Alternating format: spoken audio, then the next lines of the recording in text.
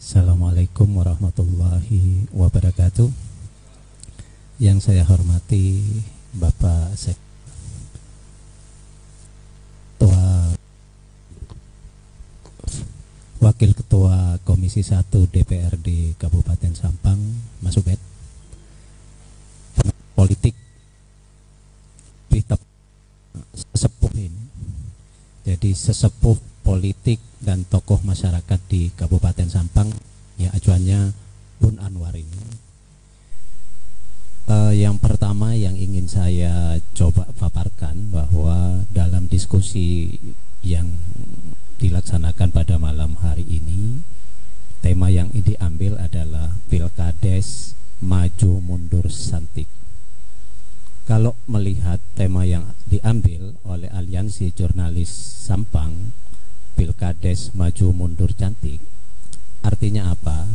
Artinya kalau Pilkades ini maju santik, kalau Pilkades ini mundur, bisa disimpulkan bahwa ada atau tidak ada Pilkades itu.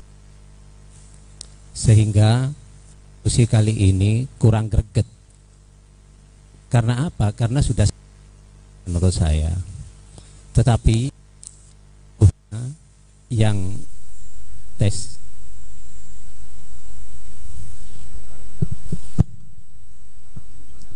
terima kasih.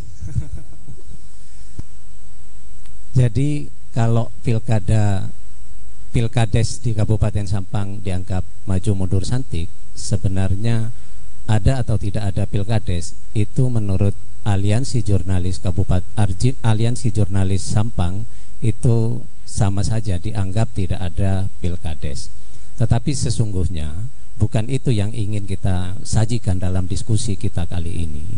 Kita hanya ingin mungkin Aliansi Jurnalis ini ingin mengetengahkan bahwa ini loh ada problem di masyarakat, bahwa ada isu bahwa Pilkades akan ditunda sampai 2025.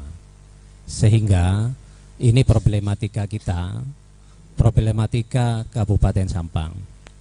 Saya diundang di sini dalam kerangka bukan praktasi hukum, tetapi hanya ingin mengamati secara yuridis, tidak melebar dari dasar-dasar yuridis yang akan ditengahkan pada kesempatan kali ini. Yang pertama, bahwa yang ingin saya sampaikan masalah landasan yuridis dari tentang desa atau kepala desa atau tata cara pemilihan yang diatur adalah, yang pertama adalah Undang-Undang Nomor 6 Tahun 2014 tentang Desa dan Peraturan Pemerintah Nomor 43 Tahun 2014. Yang kedua adalah Permendagri Nomor 65 Tahun 2017 tentang perubahan atas Permendagri Nomor 112 Tahun 2014 tentang Pilkades. Yang ketiga adalah Permendagri 72 Tahun 2020 tentang perubahan kedua atas Permendagri 112 Tahun 2014 tentang Pilkades.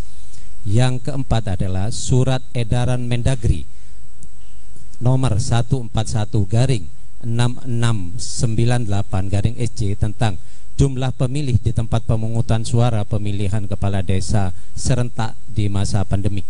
Yang kelima adalah Surat Dirjen Bina Pemerintahan Desa Nomor 141/115/BPD tentang penerapan pemilihan kepala desa e-voting.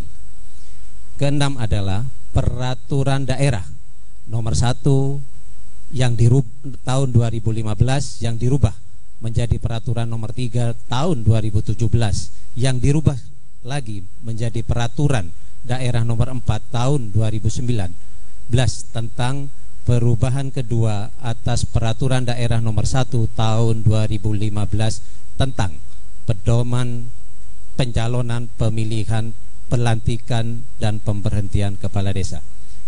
Kesembilan, Peraturan Bupati atau Perbub Nomor 31 Tahun 2019 yang telah dirubah menjadi Perbub Nomor 45 Tahun 2019 tentang perubahan atas Peraturan Bupati Sampang Nomor 31 Tahun 2019 tentang pedoman pencalonan dan pemilihan pengangkatan dan pemberhentian kepala desa. Nanti coba saya urai satu-satu sehingga apa yang disampaikan oleh Pak Sekda dan disampaikan oleh Komisi 1 tadi ada landasan yuridisnya seperti yang sudah disampaikan oleh narasumber.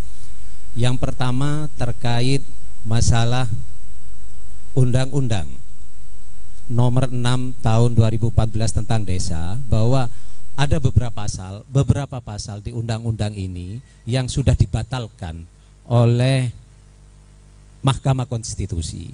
Salah satu contoh pembatalannya adalah di pasal 33, di mana disebutkan di pasal 33 itu huruf G, terdaftar sebagai calon kepala desa, terdaftar sebagai penduduk dan bertempat tinggal di desa setempat paling kurang 1 tahun sebelum pendaftaran.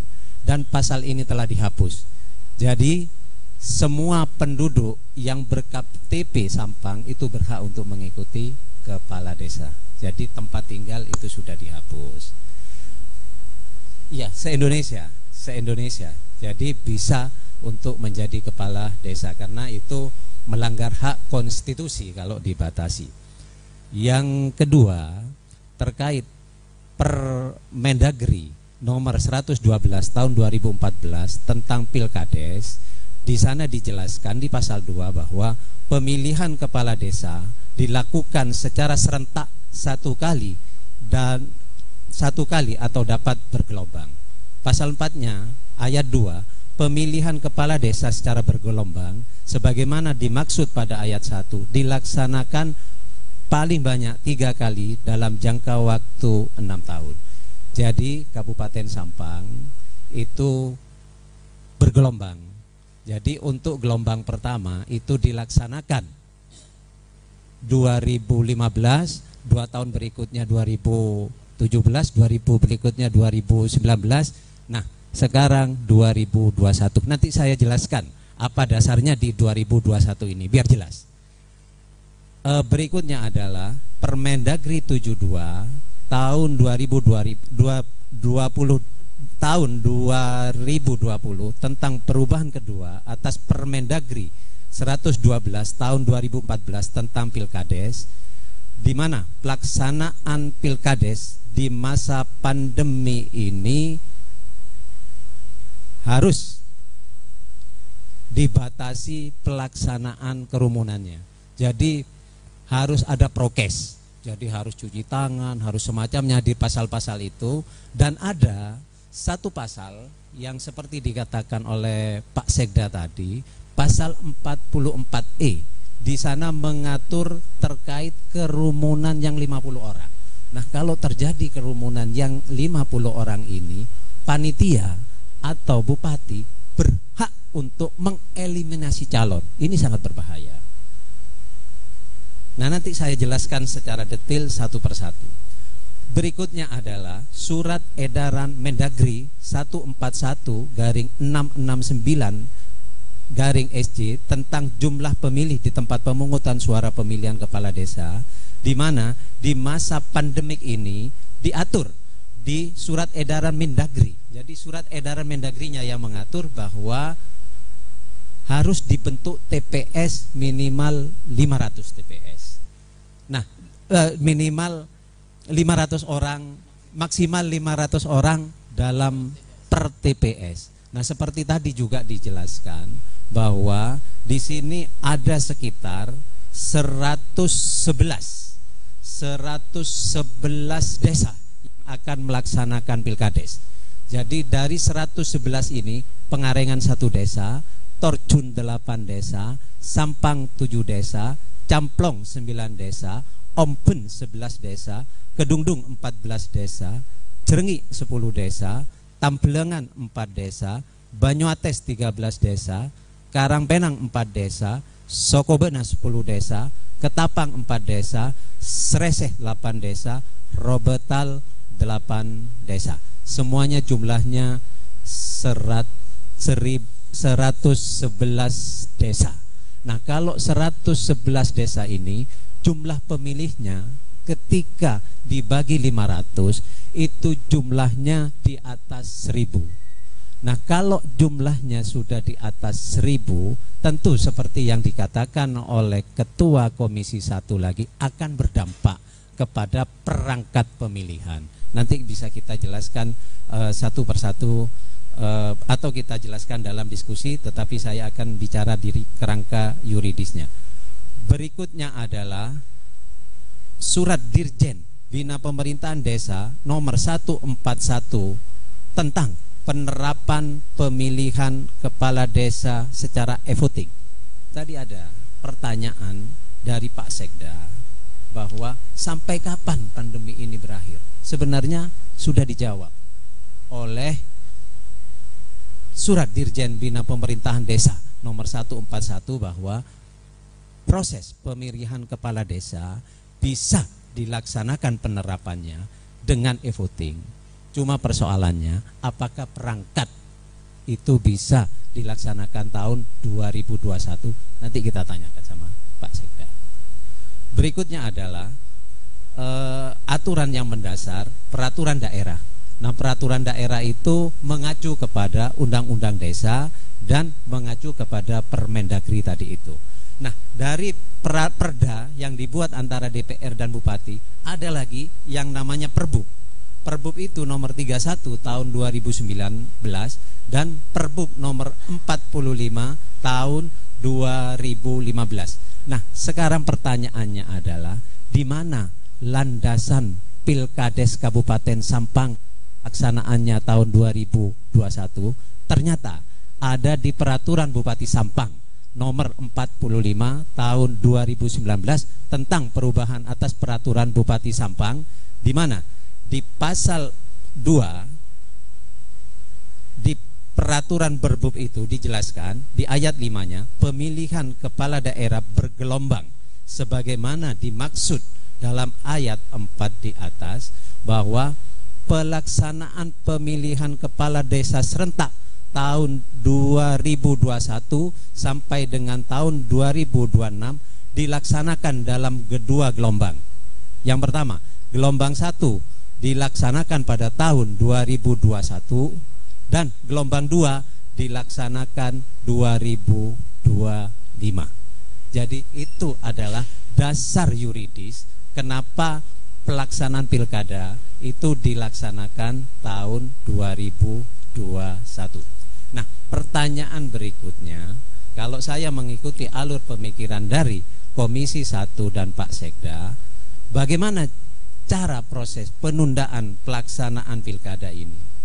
Nah, pertanyaan ini saya kaitkan dengan tema yang diambil hari ini. Bagaimana kalau pelaksanaan pilkades itu dilaksanakan diundur? Apa kerugian dan keuntungannya? Saya hanya berbicara secara yuridis, tidak dalam berbicara secara politis. Nanti bisa disampaikan secara politis oleh Bun Anwar. Jadi kelemahannya adalah bahwa kalau pelaksanaan pilkades ini sebenarnya bukan diundur, atau ditunda. Saya tidak setuju Pak Sekda kalau pelaksanaan ini dikatakan ditunda, tetapi pelaksanaan ini bergelombang. Jadi kita ikut gelombang berikutnya. Jadi hanya perubahan gelombang saja, tetapi perubahan gelombang itu harus diikuti dengan Perbub 45. Nanti mungkin akan ada, mohon maaf saya tidak tahu, mungkin ada perubahan Perbub yang sekarang mungkin digodok oleh Pak Sekda. Mungkin kalau memang dari analisa Dewan dan analisa pemerintahan daerah, pilkades ini betul-betul akan diundur. Jadi kerugiannya adalah bahwa akan terlalu banyak PJ pilkades, akan mengganggu kinerja pilkades. Tetapi kalau pilkades ini ada beberapa keuntungan yang bisa diambil. Mungkin kita bisa menyimpan anggaran pembiayaan yang 2001 untuk kita fokuskan kepada pembiayaan yang berikutnya.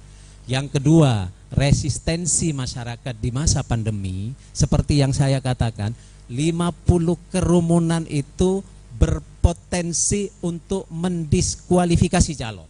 Nah, kalau calon saling lapor, di sana ada kerumunan, di sana ada kerumunan, itu harus diproses oleh aparat aparat pemerintah itu harus diproses. Nah, kalau sama-sama diskualifikasi, itu sangat berbahaya dan itu sangat rentan di masa pandemi seperti ini. Yang berikutnya adalah persiapan pelaksanaan pilkades matang dan lebih matang dan bisa melaksanakan surat dari Dirjen. Mudah-mudahan nanti kalau ditunda, saya tidak tahu penundaannya kapan, mudah-mudahan sekitar 2025 atau 2026 kita sudah bisa menggunakan e-voting. Jadi masyarakat tinggal datang, nanti mekanismenya 1 menit, pencet salon keluar, pencet keluar, pencet keluar. Insya Allah dengan penundaan ini akan lebih matang proses pelaksanaan pilkades yang akan datang. Mungkin itu sebenarnya banyak yang ingin saya sampaikan, tetapi coba kita pertajam dalam diskusi kita kali ini ke depan. Terima kasih.